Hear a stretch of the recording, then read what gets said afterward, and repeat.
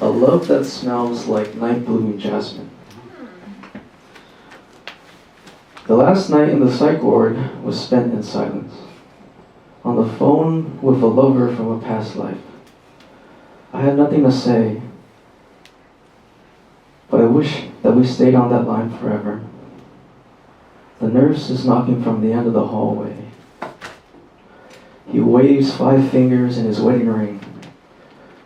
There's so much that I wanted to tell you about this little unplanned vacation that I had, and all my roommates, floor mates, about the man who looked to be around his mid to late 30s telling me that he wrote Queen's Bohemian Rhapsody. How he's been stuck there for months against his will, so in protest he's refusing to sleep, eat, or shower. And he starts to resemble a wiry, malnourished koi fish with long, coarse whiskers and a strong belief that little green men once visited him when he was sleeping.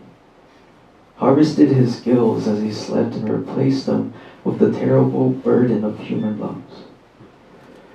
He never made eye contact when he spoke, but the way his voice trembled, desperate for anyone to listen, was so compelling that shit, even I started to believe him. I'm gaining a lot of weight, and oh yeah, my roommate tried to kill me. So they put him in seclusion, and they gave me a new one, who's a year older, but much nicer in comparison. He shares his breakfast with me each morning. I trade him hash browns for his French toast and scrambled eggs. They fed me good there. I was the pounds.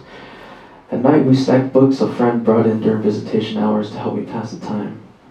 Placed them atop an edgeless desk fixed against the frosted window pane that hides the outside world in a thick fog or an endless storm.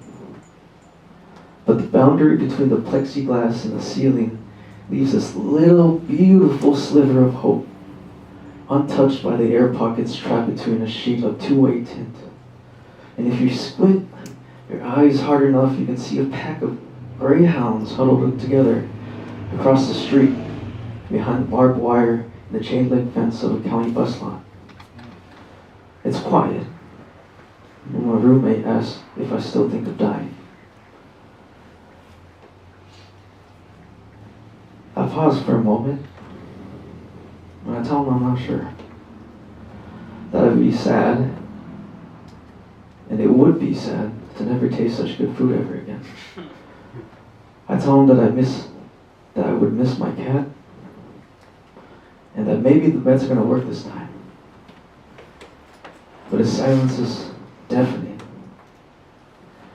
and we savor it over the validity of words. And as the air starts to swell and fill, I can hear nothing but the sound of phone static. Thank you.